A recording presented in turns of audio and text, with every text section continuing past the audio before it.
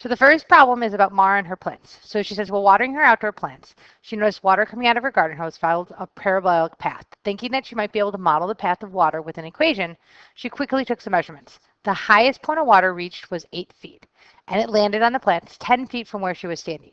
Both the nozzle of the hose and the top of the flowers were 4 feet above the ground. Help Mara write an equation that describes the path of the water from the hose to the top of her plants. What's the domain and range of the model? So when we're doing this, we're going to draw a picture.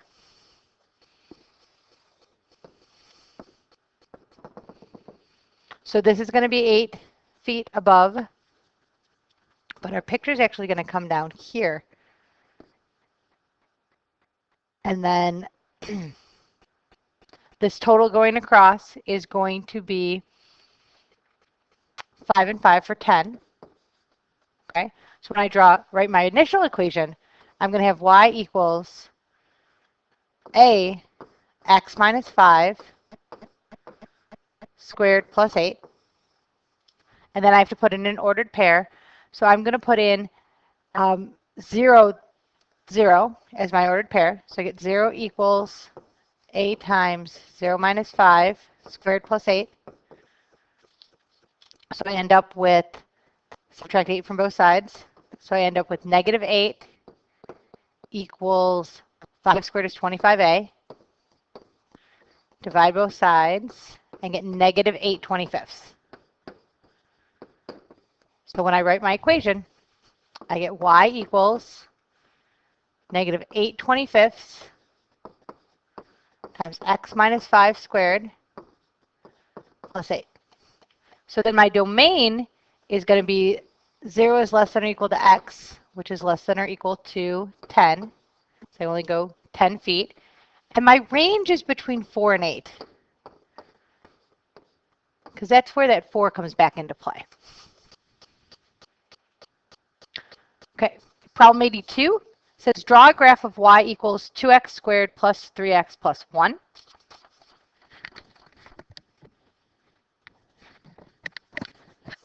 So it says find the x-intercept. So find the y-intercept. So the y-intercept is easy. I can just plug in 0 and get 1. So I'm actually going to draw my graph last. Get 0. So my y-intercept is going to be at 0, 1. To figure out my x-intercepts, I'm going to factor it. So I factored my quadratic, and I got 2x and x to get 2x squared, and then I got 1 and 1. So my intercepts are negative 1/2 and negative 1. So I get negative 1, 0, negative 1/2, 0. So then I need to be able to find the what's the line of symmetry of my parabola. So in order to do that, I have to find the vertex, which will also help me graph it, and I have to find the vertex anyway. So I'm going to find the vertex by averaging the intercepts and finding the point that way. So to do that, I'm going to do negative 1 plus negative 1/2 divided by 2, which equals negative 1.5 divided by 2 is negative 3/4, which is actually where the line of symmetry of this parabola is. It's at negative 3/4. So the equation for the line of symmetry is x equals negative 3/4. So in order to find the other coordinate, I plug it back in. So I'm not going to show you that math. You would plug in negative 3/4 for x. And it turns out the vertex is negative 3/4, negative 1/8. And then does my graph open up or down? It opens up because 2x squared is positive. So on my graph,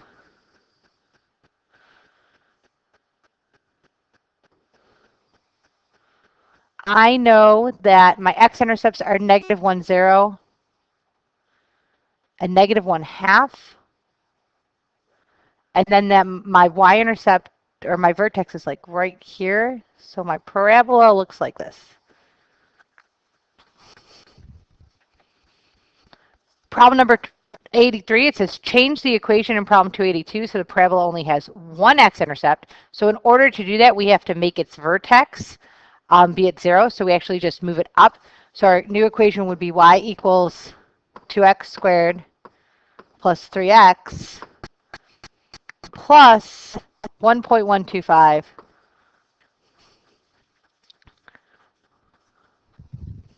or 9/8. Okay. Problem 84, we're simplifying each expression. Remember, you can simplify radicals by removing perfect square factors. So here's how you have to do this problem. So the first thing you want to think about in the square root of 24 is what numbers go into 24 evenly that are perfect squares. So 24 is divisible by 4, and I know 4 is a perfect square. So that's where I started. So I started by going, okay, I know I can do 4 times 6, and 4 is a perfect square. Square root of 4 is 2. 6 is 3 and 2. So I can't make perfect squares out of those. So if the square root of 4 is 2, so I get 2 the square root of 6. And that's my answer. For 18, I can get 9 times 2. Square root of 9 times 2. Square root of 9 is 3. So I get 3 square root of 2. For C, I'm actually just adding like terms. So I have 2 square root of 3s. So my answer is 2 square root of 3. D, I don't have like terms yet, but I can try to get them. So I'm going to factor each one of those. So 27 is 9 times 3. Plus 12 is 4 times 3. Square root of 9 is 3. So I get 3 square root of 3 plus square root of 4 is 2. And then I can add them together, and my final answer is 5 square root of 3. Problem 85, I have to write exponential functions. So the first thing I have to do with each one is find the unit of time, then what their multiplier is, what their initial value is, and then from there I can just write the equation. So this first problem is the value of a car with initial purchases of $12,250 depreciates by 11% per year. So the unit of time is years. The multiplier, it's decreasing by 11. So I do 100 minus 11 to get 0.89. The initial value is 12,250. So then my equation is 12,250 times 0.89 to the x. For B, an investment of $1,000 earns 6% annual interest compounded monthly. So my unit of time is monthly. My multiplier is not 1.06. I have to take 1.06 and divide it by 12. So I get, or sorry, not divided by 12. I need to take just the 0.6 and divide it by 12 because it's compounded monthly. This is annual monthly. So I divide it by 12. And then I add the 1 back on. So my multiplier is 1.005. So my initial value is still the 1,000. So then that changes my equation. It's 1,000 times 1.005 to the x. So you want to be careful about that. You want to make sure you have the right percent. Problem 86, rewrite these following expressions. You have no negative or fractional exponents. So in 16, anytime that I have a fraction, it's really a square root or cubed root or a fourth root, whatever the denominator is the root. So this is really 16th to the 5th power, the root of 4. So when I rewrite this, I'm going to rewrite this as 16 to the 5th power. Okay, so I actually just put that in my calculator, and it ends up equaling 32. B, it's 1/2 is the square root. So this is actually the square root of x to the 5th, y to the 4th. So now I want to put it into where I can take the perfect squares. So any even exponent is a perfect square. So I'm going to separate this into x to the 4th times x times y to the 4th. So the square root of x to the 4th is x squared. Same thing with y to the 4th. So now I get outside x squared y squared square root of x. And that's my final answer. C, the first thing I'm going to do is see if there's any outside. So I know right away that this part here equals 1 because it's to the 0 power. So I actually don't even need to worry about that part. So y to the negative 1 comes down to the denominator. So I get x squared over y. Okay, for problem 87, I'm not going to show you all the steps. I'm going to show you what the system looks like, and then you should be able to either use elimination or substitution. I wouldn't recommend graphing to figure out what the answer to the solution, the system is. So the system is, it tells us that Harvey's Espresso Express is a drive-through coffee shop. It's famous for its coffee. Um, and someone's trying to steal it. So it tells us that we don't know enough information. We know that they bought a total cost of 18 pounds for 92.07. We know how much each kind of coffee costs, but we want to figure out how much was purchased and how much of each blend they used. So we know that X plus Y would equal 18, where I made X one of the coffee brands and Y the other. So then I know if I make X the Colombian, it's 489 times X plus 543 times Y is going to equal 9207. Okay, so this is my system. So then I have several different ways. I would use substitution, but it's up to you which one you use. So once I've used substitution and figured it out, I end up with X equals 7.5, which is the mocha, and Y ended up equaling 10.5, which was the Colombian.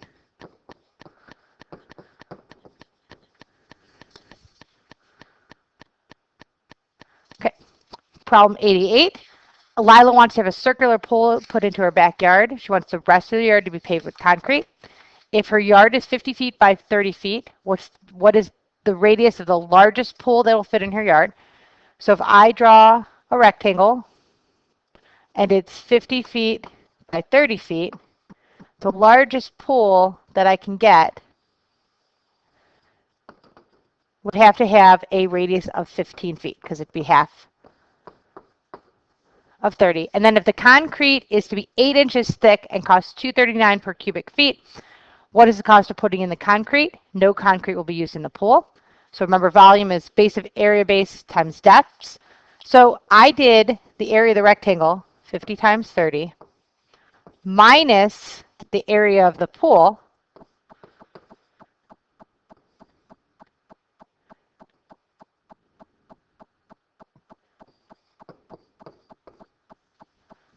then I took that answer, which ended up being 793.14, and multiplied by 2/3 to give us 528.78 feet cubed of concrete, and then I have to multiply that by 239.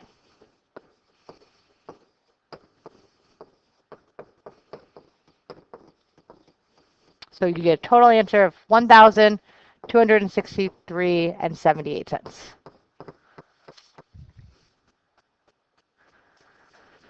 Problem 89, consider a line with a slope of 3 and a y-intercept of 0, 2. Sketch a graph of this.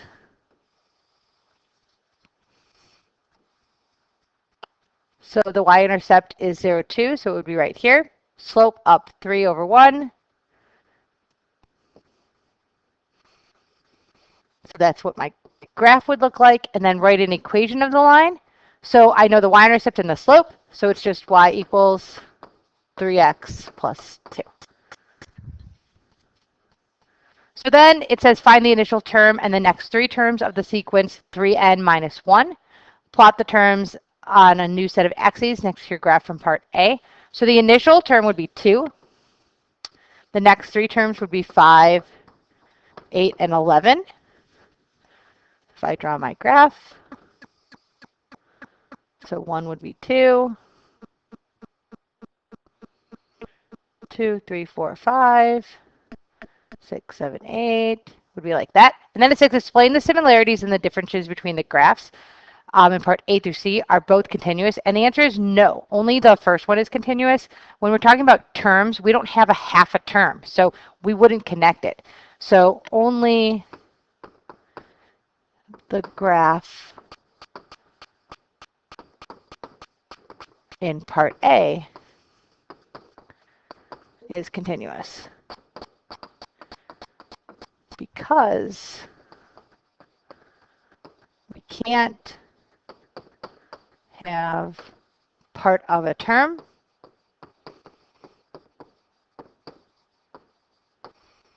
So that graph is discrete.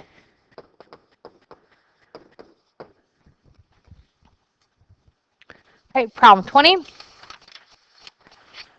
The gross national product of the United States in 1960 was 1.665 times 10 to the 12th dollars. Until 1989, it increased at a rate of 3.17% per year.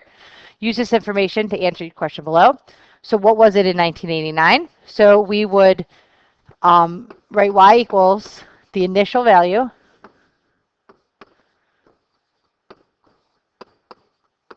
times 1.0317, because that's the increase, to the 29, because that's how many years had gone by.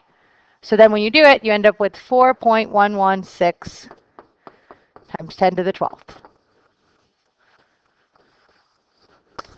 And then write an equation. So our equation would have been y equals 1.665 times 10 to the 12th, because that's our initial amount. Our increase is 1.0317 to the t. And then C, do you think the growth rate really remains constant? This was an opinion question. So you could say no because of inflation, or no, we went into, we've had all these different things that have happened. So this was, answer is going to vary as long as you explained yourself. So what do you think? Do you think it's going to be constant or it's not? Problem 99, write each expression in a simpler radical form. So this, I just combine like terms. I have a square root of x and a 5 squared, so I get 6 square root of x plus square root of y. Square root of 2 square root of y is going to be 3 square root of y. For b, you basically just raise each piece to the power of 2. So 2 squared is going to be 4. The square root of 8 squared is 8, so we get 32. For C, I broke 50 down into its perfect squares. So I did the square root of 25 times 2 over the square root of 2. So then I get 5 the square root of 2 over the square root of 2. These cancel, so my answer is just 5. For D, I do the square root of 3 over the square root of 4. Square root of 4 is 2, so the answer is the square root of 3 over 2.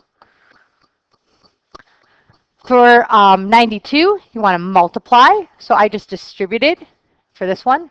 So 2 times 3 is 6. X squared times x is x cubed. 2 times 4 is 8. X squared times x squared is x to the 4th y. So B I did in 2 parts. First, I raised them each to the power of 4. So I get x to the 12th, y to the 8th, and then times x squared y. So remember, when you raise it to a power, you multiply the exponents. When you multiply, you add them. So x squared times x to the 12th times x squared is x to the 14th, y to the 9th. Okay, problem 93. You're going to sketch a graph of that parabola. So it gives me the vertex. My vertex is at 4, -3. And then it gives me a stretch factor of 2. I want to move by.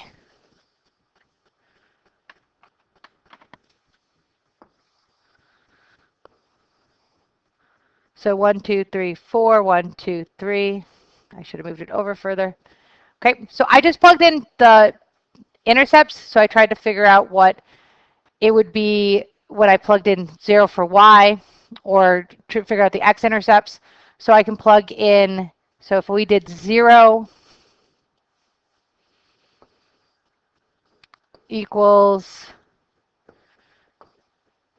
2 times, so x squared, that's not going to work out very pretty. So I'm just going to pick another point then. You could have put this in your calculator to graph it too. So if I pick another point, so if I plug in where 0 is, so 0 is -4 squared, which is 16, times 2 is 32. That's pretty high up on the y. So let's just plug in the one right next to it. So we 1, 2, 3. So 3 minus 4 is negative 1. Negative 1 squared is 1 times 2 is going to be 2. So it's going to be negative 1. So this point will be right here, which means if I went over one more here, it'd be here. And I'm going to draw my parabola. So then the line of symmetry is at 4. So x equals 4 is going to be my line of symmetry. Problem number 94 says people who live in isolated places have their own propane tank. So it says inland propane gas tank company wants to make tanks with this shape, offer models in different sizes. So it's got a cylindrical plus it's got a rectangle. So however the radius R will vary among the different models. So one of the tank models has a radius of 1 meter. What's its volume? So I did 1 squared times 3.14 times 4 plus 4/3 times 3.14 times 1 cubed. Okay, so I had to follow the volume for the sphere. It's going to make a total sphere if I push it together, plus the cylinder in between. So I ended up with a total of about 16.7 meters cubed. Then it says, if we double the radius, will the volume double? Explain. So then I doubled it and saw what happened. So times 3.14 times 4 plus 4/3 0.14 times 2 cubed. And when you do that, you end up getting 83.7 meters cubed, which is not twice 16.7. Double of 16 is 32. It's quite a bit more. So the answer is no. And that's my explanation. C, write an equation that'll determine the volume of a tank with any size radius. So I just put the two together. So I did r squared times pi times 4 plus 4/3 times pi times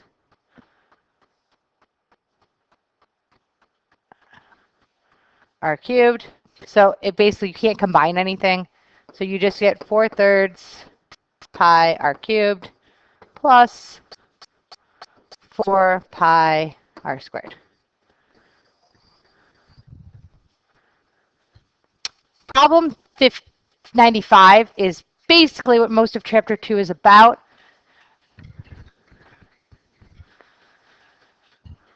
Assume that one mark on each axis is 1 unit. Check your equations on a graphing calculator.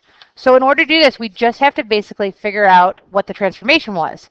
So A is hyperbola, so it's 1 over x, and I moved it 2 to the right, so it's going to be 1 over x plus 2, because that's how I'm going to move 2 right. B is a parabola, so it's x squared, and I just moved it down, so it's x squared minus 5. For C, it's a cubic, so I moved it over 3. So it's going to be x minus 3 cubed. All of these equal y.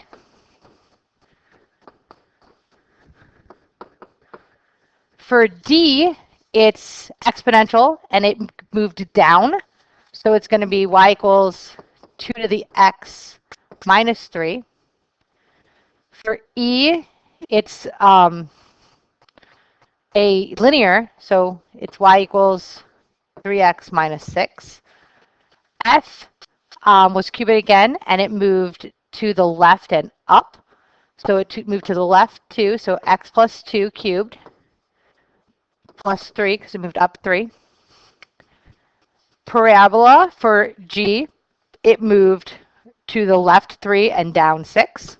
So x plus 3 squared minus 6. For H, it flipped over and moved to the right and up.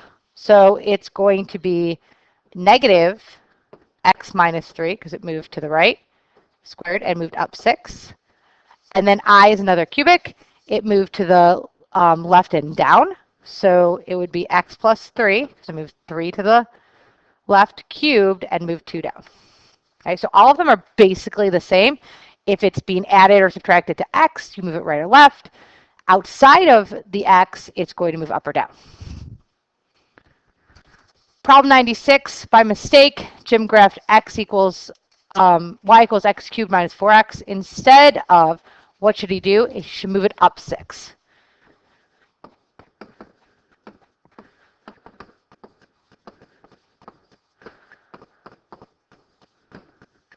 Okay, problem 97, simplify the radical expressions. So for A, we're squaring both of them, so 3 squared is 9, times the square root of 2 squared is 2, so we get 18. For B, they're both perfect squares, so the square root of 9 is 3, square root of 4 is 2, so we get 3 over 2. For C, I could do the square root of 1, so I just get 1 over the square root of 3. And then D, I actually have to multiply it out. So you could have made a generic rectangle and done 3 square root of 2. So I get 9, 3 to the square root of 2, 3 to the square root of 2, and then 2. 9 plus 2 is 11, plus 2 to the square root of 2. Oh, sorry, not 2, 6, because 3 plus 3.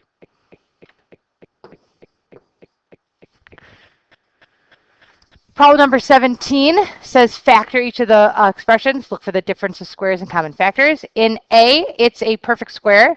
So the correct answer is just going to be 2x minus 3y times 2x plus 3y.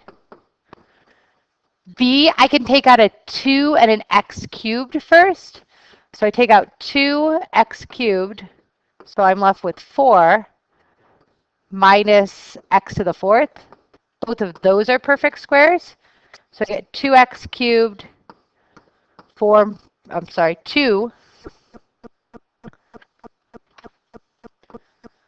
minus x squared, 2 plus x squared. For C, I can't factor out anything, but they're all perfect squares. So I end up with x squared minus 9y squared times x squared plus 9y squared. And then D, it's not a difference, so I can't use the difference of squares, but I can factor out a 2x cubed.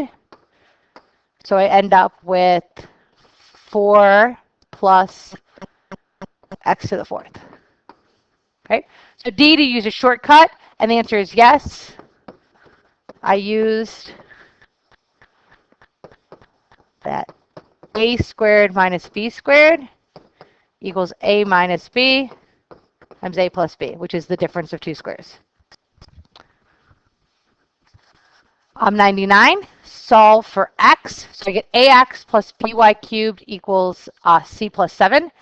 So first thing I'm going to do is subtract by cubed from both sides.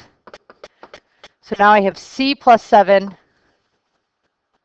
minus by cubed equals ax. So I'm solving for x. So divide both sides by a. So I get x equals c plus 7 minus by cubed divided by a. Next one, write an equation for the following sequences. So part A is a linear sequence, and it's going down by 6. And then the initial value would have been 26. So it's t of the n equals negative 6n plus 26. B is exponential, and it's being multiplied by negative 1.5. So it's t to the n equals negative 1.5 times 4 to the n. So it's being divided by 4, so that's my exponential factor, okay? And my initial value would have been negative 1.5. Okay. Problem 101, draw a sketch of both of those. So I can use my transformations in order to sketch them. So f of x is x cubed plus 1. So that means that I'm going to move up 1 where it switches. So I'm just going to sketch them. So this graph is going to switch right there. For the next one, the vertex is going to move up 1. So it's going to be a parabola. I think it's going to be skinnier. It actually kind of sketches like a little skinnier than that.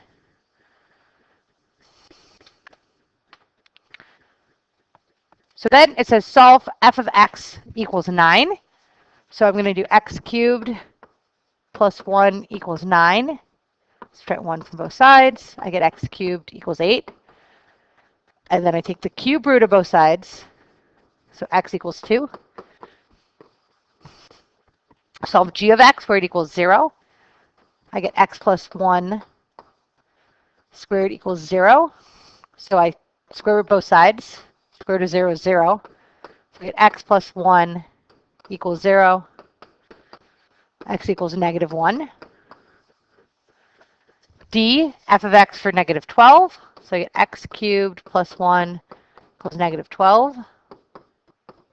I get x cubed equals negative 13. So since it's not a square root, I can actually take the cube root of negative 13, but I'm going to leave it as a cube root. So x equals the cube root of negative 13. G of x is equal to negative 12, so x plus 1 squared equals negative 12. I take the square root of both sides. I realize I can't take the square root of a negative number, so the answer is no solution.